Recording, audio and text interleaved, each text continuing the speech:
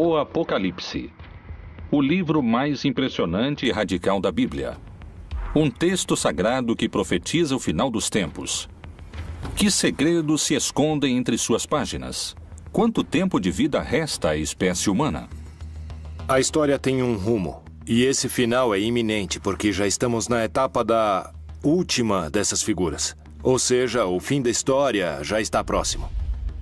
Porque muitos mencionam que existe um lugar onde seus habitantes poderiam se salvar. Segundo vários especialistas, dos 7 selos que compõem o Apocalipse, 5 já foram abertos, e agora o 6º está prestes a se abrir, o que trará a destruição de grande parte da população mundial.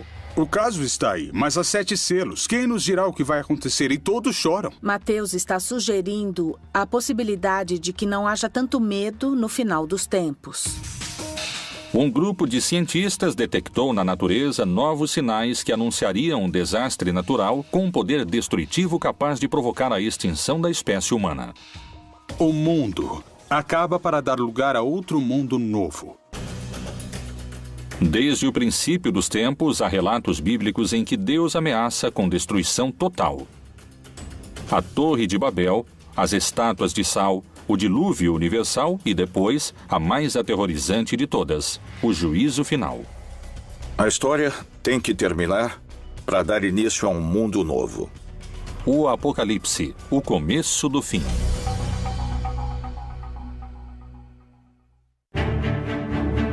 Ao longo da história, a ideia do fim do mundo provocou numerosas teorias. Algumas inspiraram esperança. Outras até provocaram suicídios em massa. Várias reavivaram o histórico enfrentamento entre a fé e a ciência. Mas, de modo geral, todas previram um final que nunca chegou. No entanto, hoje, vários cientistas e estudiosos da Bíblia consideram a possibilidade de que o fim do mundo esteja próximo.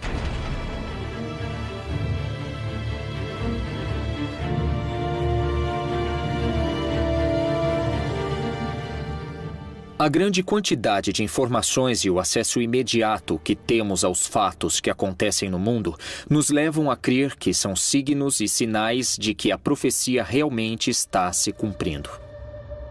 Qual é a informação secreta contida no livro mais impressionante da Bíblia e que acaba de ser revelada?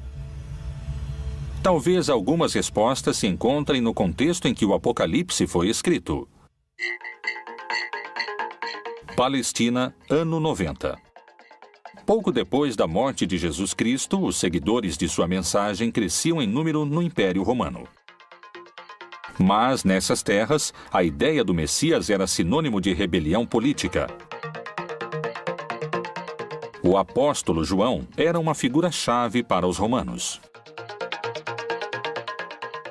Ele descreve um império corrupto, assassino, perseguidor, que se opõe a essa verdade messiânica que eles interpretam. Então, ele vê esse mundo em estado de destruição. O livro do Apocalipse é uma fórmula literária em que, de alguma maneira, aqueles que o escreveram tentaram dar certa esperança às pessoas que estavam sofrendo uma perseguição. O autor do livro do Apocalipse se apresenta como um desterrado na ilha de Patmos e é geralmente identificado como o apóstolo João.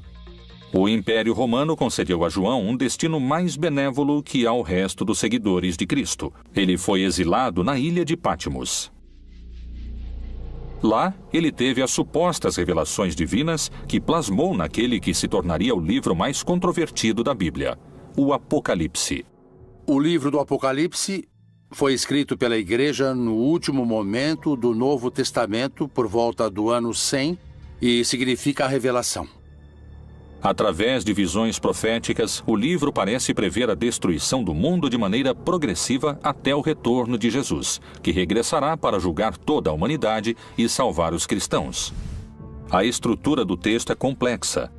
Contém etapas distintas, marcadas por 7 selos, 7 trombetas e 7 taças.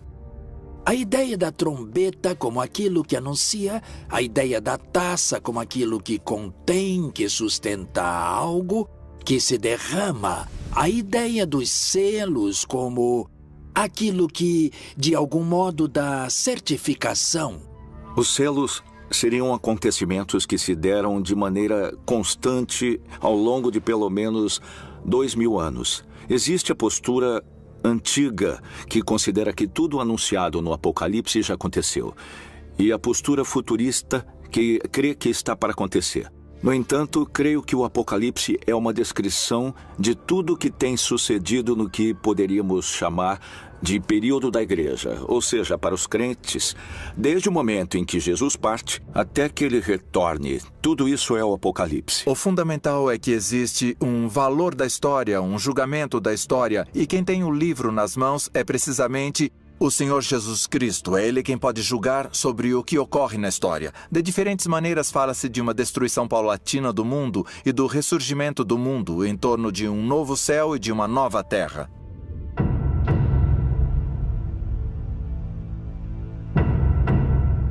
Até hoje, esse texto complexo tem suscitado todo tipo de interpretações. Uma das hipóteses é que nos encontramos na fase final do Apocalipse. É a etapa chamada Grande Tribulação.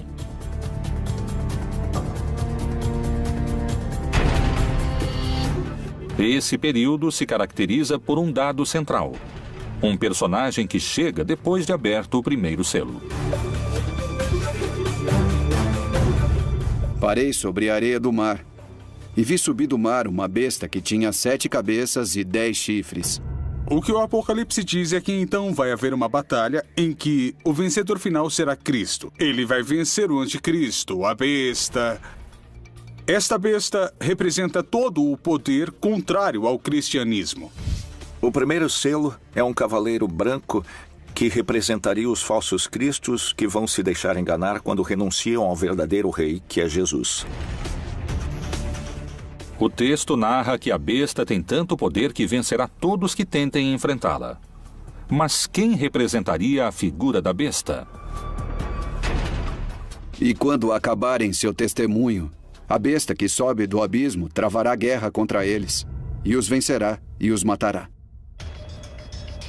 Através da história, esse personagem foi mudando em suas diferentes interpretações. Hoje, o líder da Igreja Católica identifica o anticristo com uma figura que surpreendeu sua própria comunidade. O Papa disse que o anticristo é a corrupção, e disse, em algum sentido, que é uma adaptação da Bíblia.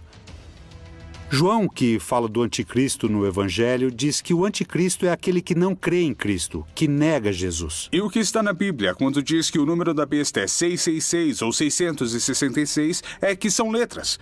Porque em nenhum idioma antigo, nem o grego, nem o hebraico, nem o latim, havia números. Existiam números, mas eram representados com letras. Estão indicando um nome, e em hebraico é César. Então, pode ser que represente o poder político que ataca a igreja. A condenação dos corruptos pelo chefe máximo da igreja causou impacto ao expor a figura do anticristo. O diabo é uma configuração que pode ter expressões muito claras em personagens nefastos da humanidade, como Hitler, como Videla, como Pinochet ou uma pessoa como Stalin. Pessoas horríveis da humanidade, mas não sei se o diabo se encarnou nelas. Eu acredito que eles foram expoentes da maldade, que seria atributo do diabo. Mas creio que nos equivocamos e que o pior da maldade é exercida por seres humanos. Por trás de tudo isso, há homens e mulheres que a exercem. Então, aí, podemos identificar os anticristos que existem nesse sentido. Segundo a tradição cristã, se acreditamos no anticristo na Terra, poderíamos afirmar que o primeiro selo já foi aberto.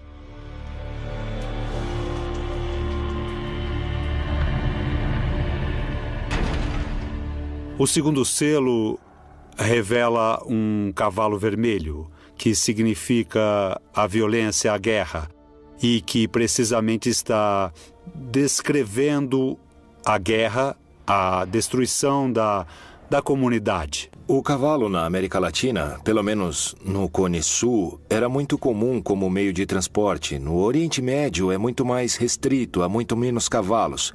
Era um símbolo da realeza, de poder, da beleza, muitas vezes ligado também a forças negativas, forças poderosas que têm a ver, às vezes, com o orgulho divino frente à vontade de Deus. O Apocalipse fala de uma realidade permanente. A violência entre os humanos vem desde o Gênesis, desde o capítulo 3, quando Adão e Eva discutem quem foi o culpado. Desde então se instaura a violência. Não há época em que não exista violência entre os humanos, morte e destruição. Se levarmos em conta que as duas guerras mundiais do século XX fizeram mais de 80 milhões de vítimas, é evidente, não podemos deixar de concluir que o segundo selo já foi aberto. O terceiro selo trata da fome. Uma pessoa em cada 9, 13% da população mundial, passa fome, segundo dados do último relatório da ONU. Quando falamos do Cavaleiro da Fome, efetivamente podemos saber que no mundo sempre houve fome. Hoje temos 850 milhões de pessoas morrendo de fome no mundo. Mas a fome ameaçou o mundo. É um cavaleiro que cavalgou ao longo de toda a história de toda a humanidade. Cada novo selo é muito mais poderoso que o anterior e faz mais vítimas na Terra. Se tivermos em conta a fome que hoje existe na Terra, definitivamente podemos dizer que o terceiro selo do Apocalipse foi aberto. O quarto selo é um cavalo preto, que desencadeia muitas enfermidades, a peste. E é algo que também pelos meios de comunicação conhecemos globalmente. Sabemos bem o que está se dando com as epidemias, com as endemias no mundo todo, e certamente nos faz refletir que isso estava anunciado ou estava dito no Apocalipse.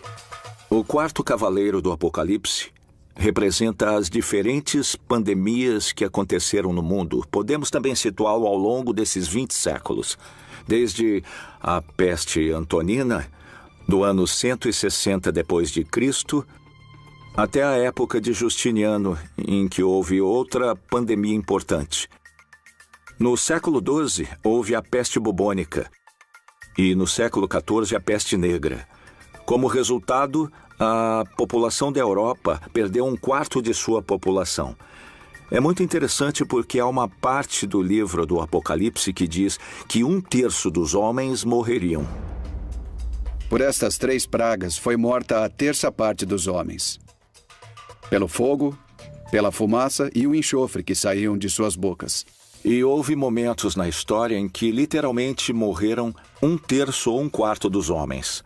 E na nossa época, já no século XXI, estamos diante do H1N1 ou diante da epidemia da AIDS, ou o risco de uma guerra bacteriológica. Tudo isso tornaria perfeitamente textual uma praga como o quarto cavaleiro do Apocalipse. Alguns especialistas afirmam que todas essas doenças são sinais de que o quarto selo já poderia estar aberto.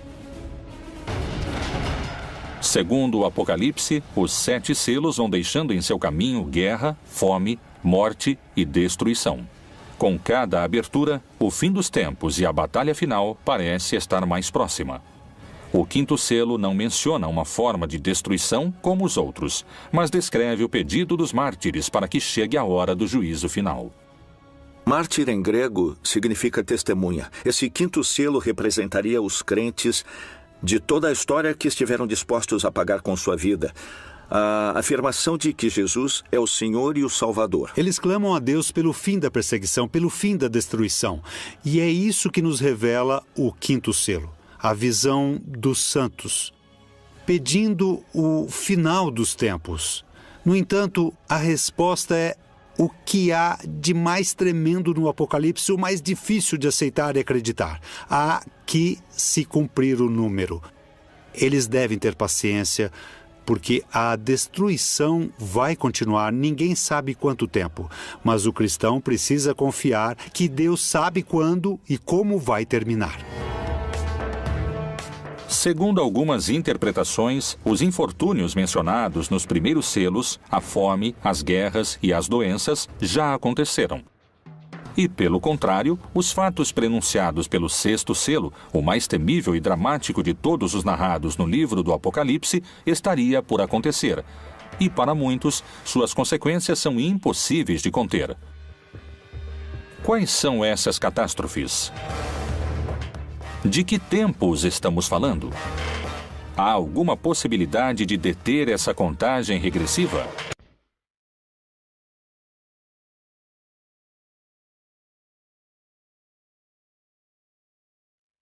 O Apocalipse, o livro mais misterioso da Bíblia.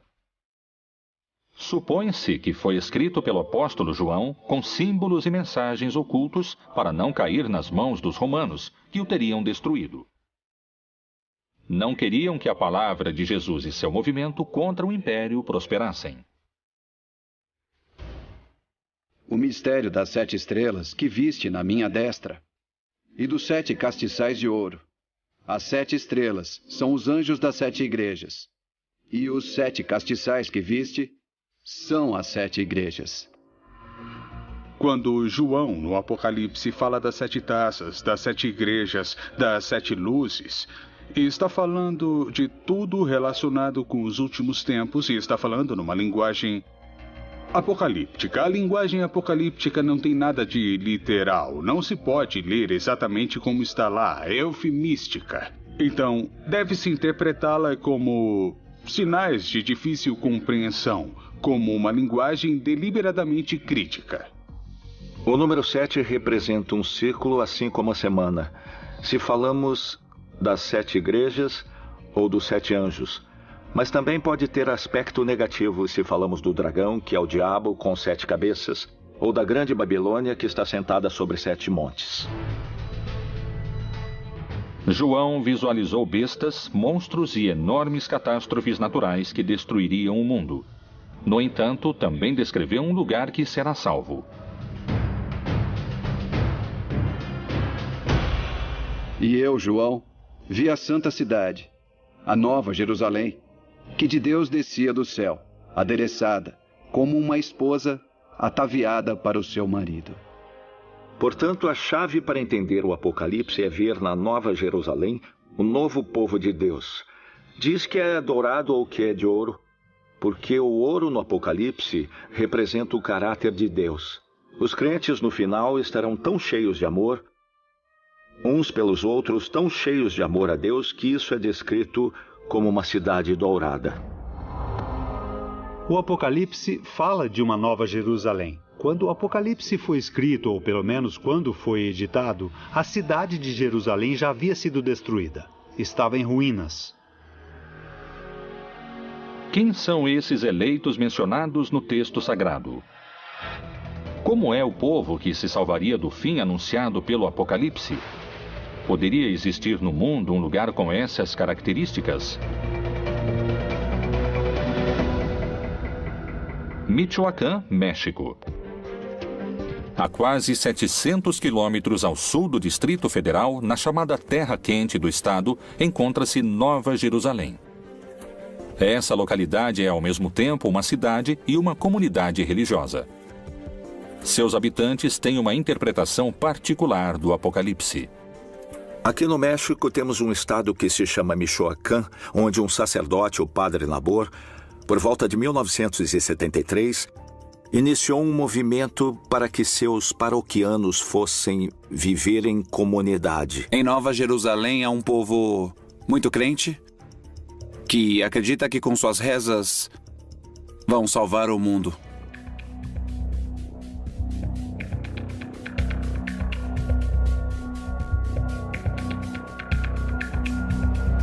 Nessa cidade nos disseram que o mundo vai acabar e que só vão se salvar aqueles que têm fé em Deus e os que rezam, os que se ajoelham e pagam o dízimo, os que se humilham, os que ficam de joelhos diante do tirano, que é o que sempre nos disseram.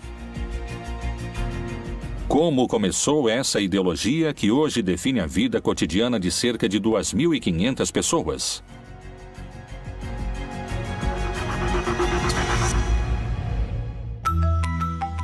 1973. Gabina Sanches, uma camponesa de Peruarã, trabalhava em um campo como todos os dias. Mas esse não era um dia comum. Aconteceria algo que marcaria o destino de toda uma cidade. Em 9 de junho, de manhã, dizem que a Virgem apareceu para uma senhora dentro desse espaço em que hoje está situada em Nova Jerusalém. E que lhe deu uma mensagem. A mensagem era que ela dissesse ao mundo para fazer penitência e que tivessem fé no Santo Rosário, porque o mundo estava perdido, que a humanidade estava perdida, até aquele momento. A construção da cidade aconteceu com a fé na aparição da Virgem. E depois começaram a vir, primeiramente, os habitantes vizinhos daqui. E nessas peregrinações, alguns resolveram morar aqui. A Virgem, quando pediu ou indicou como se formaria uma comunidade ou uma cidade, ela disse como queria a comunidade. Pediu que fizesse uma cidade, mas disse que queria um lugar pobre e simples, onde ela pudesse recolher acolher seus filhos que fossem vê-la. Queria pessoas simples, pessoas de coração puro, capazes de uma entrega limpa. E indicou que tinham que fazer um lugar diferente de qualquer outro para salvar o mundo.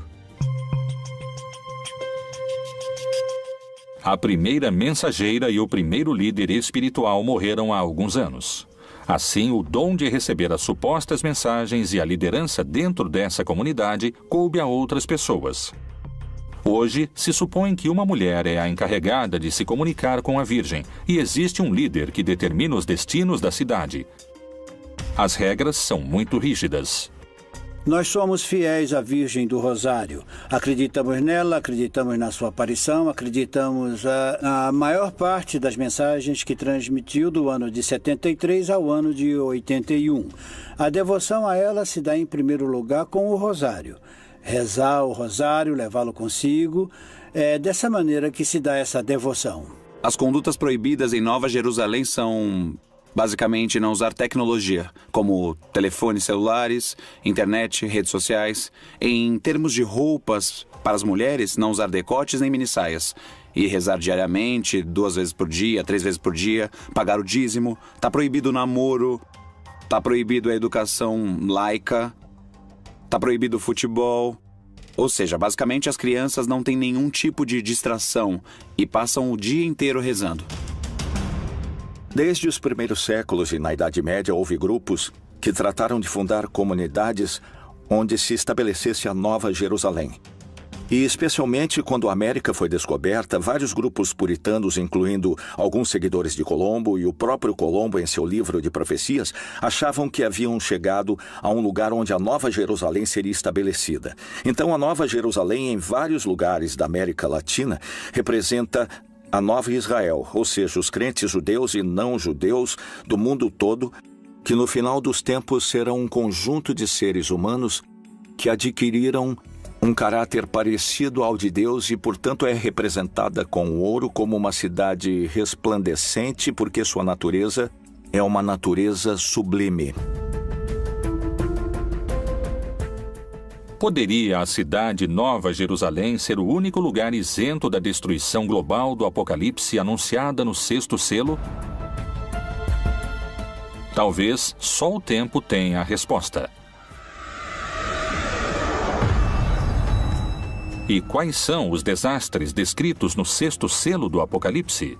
Fala de cataclismos e de fenômenos naturais, que também são destrutivos para a comunidade perseguida, mas que refletem de modo mais direto que é Deus quem controla a história, porque é Ele que, nesse caso, desencadeia os fenômenos naturais. Nos 4 primeiros cavaleiros, quem os desencadeia são os inimigos, mas nesse caso é Deus mesmo quem controla a natureza. Em toda a Terra vai haver um grande terremoto que dará origem ao começo desse cataclismo apocalíptico que marcará a diferença entre o fim dessa época, ou éon, e o novo éon, ou a vida eterna.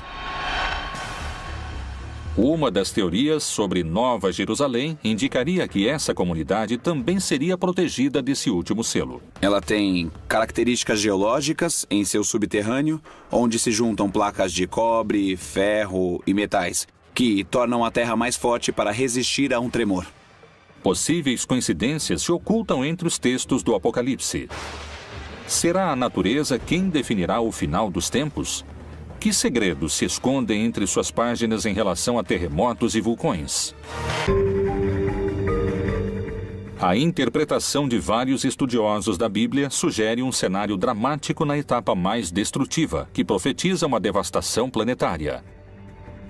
O que é o Anel de Fogo?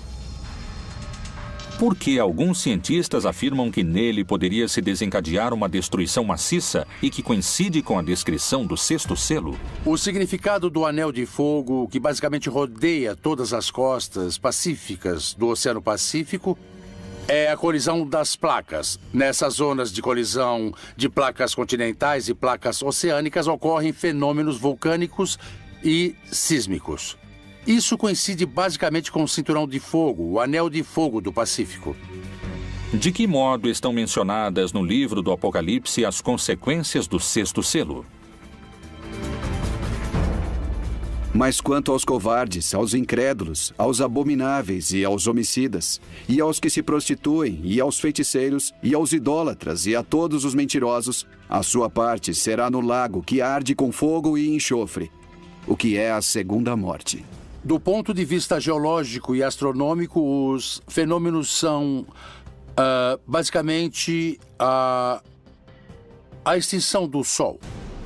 O Sol vai passar a ser um gigante vermelho, aumentará significativamente de volume e absorverá nesse crescimento tanto Mercúrio quanto Marte. A proximidade do Sol fará com que o planeta se aqueça muitíssimo e, nesse momento, desaparecerá a vida. E havendo aberto o sexto selo, olhei, e eis que houve um grande tremor de terra. Quando se abre o sexto selo do Apocalipse, ocorrem os terremotos. Aqui, a palavra é literal. Não existe outra definição, nem explicação, nem nenhum tipo de erro de tradução. O reaquecimento poderia estar simbolizado pelo fogo, mas parece que esse não é o único desastre natural possível. A mensagem da Virgem de Nova Jerusalém anuncia que o final também poderá chegar através de grandes terremotos. Qual é a visão dos cientistas? Tal como o Anel de Fogo, também existe um risco maior de terremotos na América Latina? Equador, 31 de janeiro de 1906. Magnitude 8.8. Chile, 22 de maio de 1960. Magnitude 9.5. Foi o terremoto mais violento de que se tem registro. 4.000 pessoas morreram e cerca de 2 milhões perderam seu lar. México, 19 de setembro de 1985. Magnitude 8.1. Mortos, 20.000. Haiti, 12 de janeiro de 2010. Magnitude 8.0. 220.000 pessoas morreram. Os pontos do mundo com maior atividade sísmica são os que se encontram próximos de alguma falha, que é a união entre duas placas tectônicas. Toda a costa ocidental da América, não só da América Latina, mas também da América do Norte, que é parte do Cinturão de Fogo do Pacífico, tem atividade sísmica permanente, de graus baixos até graus altos, mas sempre está relacionada ao movimento das placas tectônicas, como é o caso também do vulcanismo. Porque se levantará nação contra nação e reino contra reino. E haverá terremotos em diversos lugares, e haverá fome e tribulações. Estas coisas são os princípios das dores. O aumento da grande quantidade de terremotos que vem acontecendo desde 2009 é um fenômeno que a ciência investiga e para o qual ainda não pôde dar uma verdadeira explicação. Os textos messiânicos ou apocalípticos podem ser lidos de várias formas, e sempre em cada geração há os que dizem que está para acontecer, porque isso faz alusão a Obama, faz alusão a Putin, faz alusão à crise econômica, e isso fala de tal guerra, ou seja, sempre houve pessoas que tentaram interpretar os textos e focalizá-los. Na seita do Mar Morto, há um tipo de literatura que se chama Pesher, que é a interpretação, por exemplo, do profeta Habacuque ou outros. E aí eles fazem isso a um texto bíblico e eles agregam. Essa figura é tal pessoa que existe hoje, ou seja, querem ajustar o texto e adaptá-lo. Ou dizer, viu, isso explica o que está acontecendo hoje em dia. No início do século XX, começaram a surgir os primeiros sismógrafos e assim começamos a ter um registro mais exato da atividade sísmica até o presente, com melhores equipamentos e uma maior quantidade de equipamentos para registrar a atividade sísmica. E assim podemos verificar com maior precisão todos os sismos que ocorrem no planeta.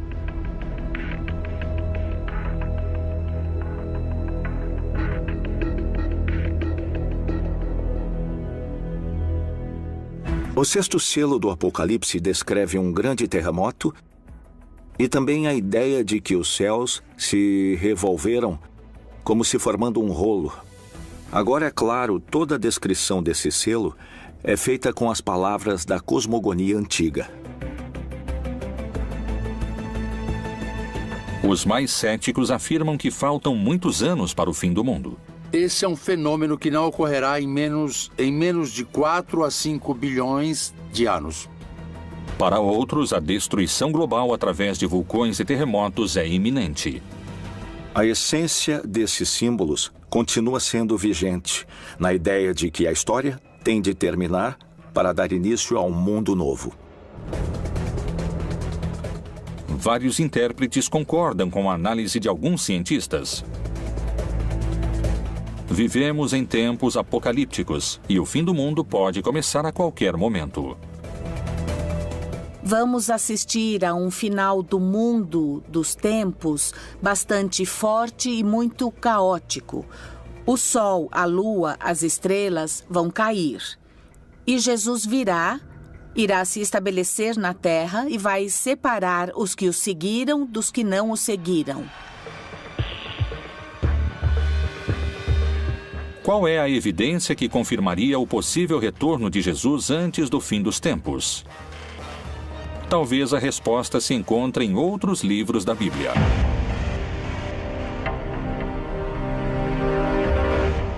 O Apocalipse é o livro mais antigo e controvertido da Bíblia. Tanto no Antigo como no Novo Testamento, vários profetas descreveram como seria o mundo em tempos apocalípticos.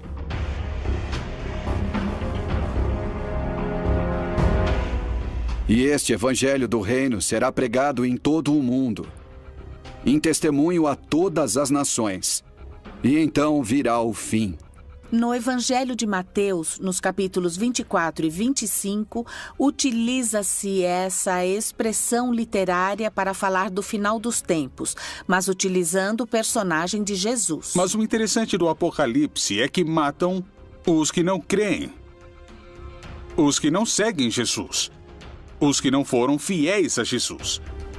O povo cristão não deveria ter medo de ler o Apocalipse, porque é para aqueles que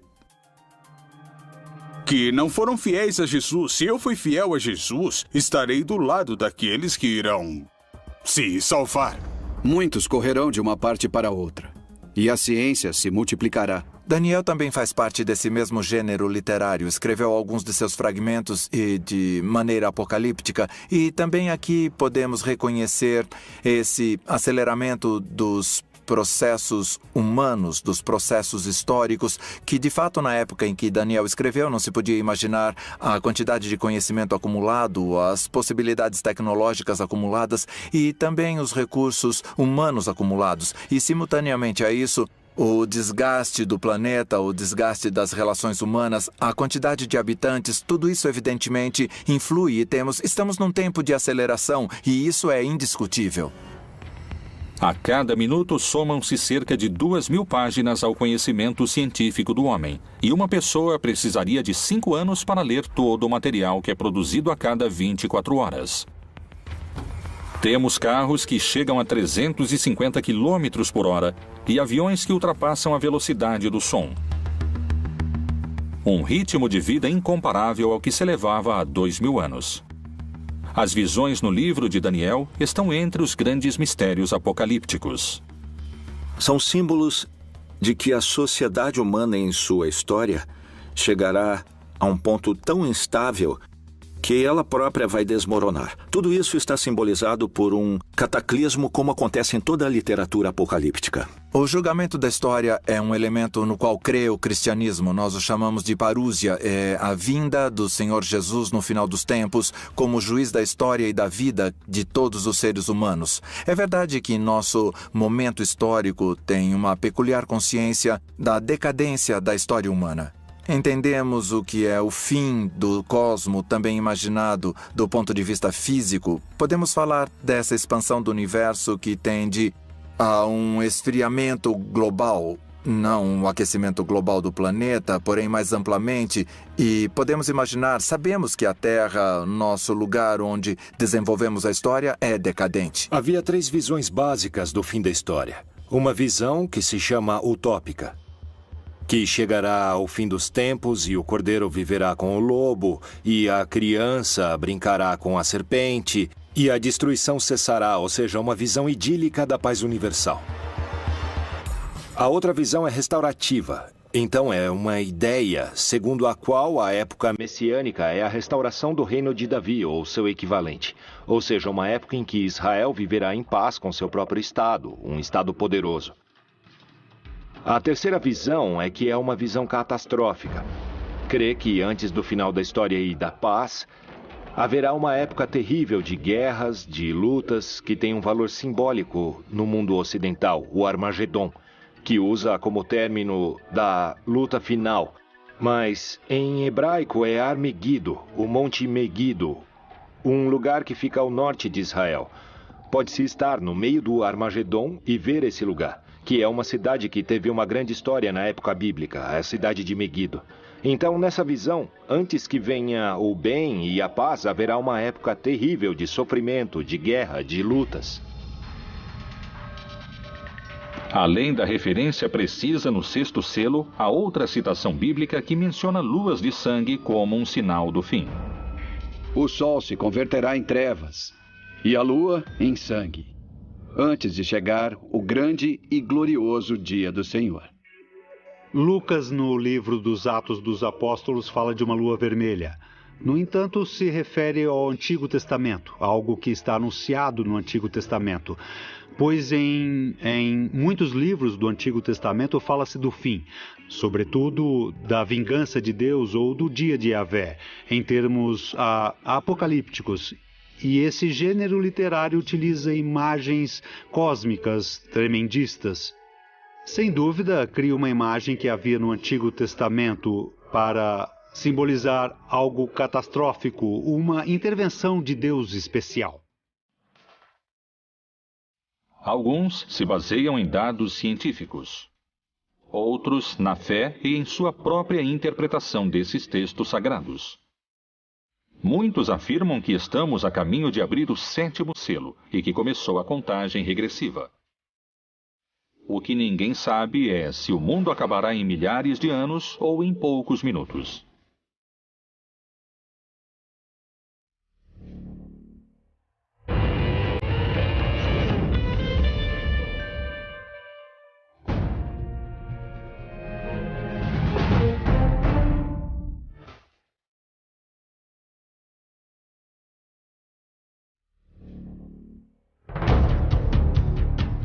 As profecias apocalípticas têm um espaço próprio no livro mais importante da história, a Bíblia. Depois das catástrofes do 6º selo, o texto descreve a abertura do 7º, em que 7 anjos tocarão 7 trombetas e 7 taças serão derramadas. Esse selo anuncia o fim dos tempos e a batalha final. E vi outro grande e admirável sinal no céu. 7 anjos que tinham as 7 últimas pragas, porque nelas é consumada a ira de Deus. Na verdade, o 7º selo supõe o fim da história, o fim das perseguições, o triunfo dos eleitos, a derrota dos malvados, da besta, do dragão, etc. O Apocalipse também mostrou ao longo de todo o texto que quem comanda a história é Deus, que ele inclusive permite aos maus e aos cataclismos atingirem os eleitos. E finalmente o sétimo selo revela o triunfo divino, a instauração do reino de Deus no mundo. O dia final será precedido de uma batalha entre um anticristo e Deus ou o bem. O que o texto está dizendo é que há um momento final da história em que o bem vence, e vence de uma maneira definitiva, e que Jesus, que venceu a morte, voltará numa manifestação gloriosa. Isso se chama parúzia, a segunda vinda de Jesus. É um dia de júbilo, de vitória para aqueles que creem em Jesus. O texto diz que esses horrores vão terminar e que haverá um juízo final no qual serão castigados todos os opressores, ou seja, todos aqueles que nos fazem sofrer e que finalmente serão castigados porque finalmente triunfará a libertação.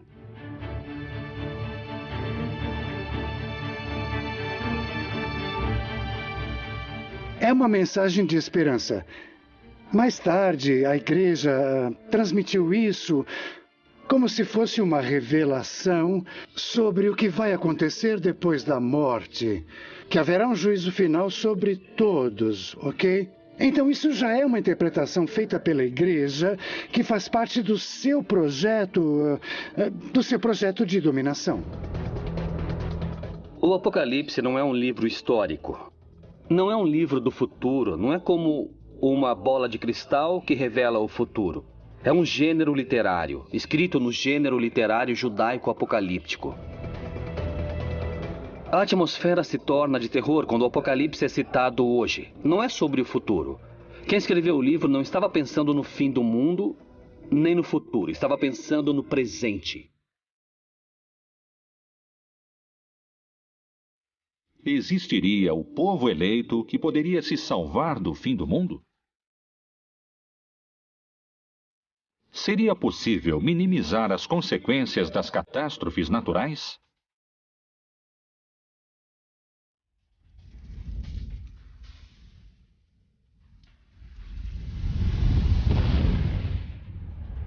Se as interpretações recentes estiverem corretas, estaríamos em contagem regressiva? Seria preciso um milagre para nos salvar? O Apocalipse seria o melhor roteiro de um filme de ficção ou a advertência de um final anunciado? Só o tempo trará essas respostas.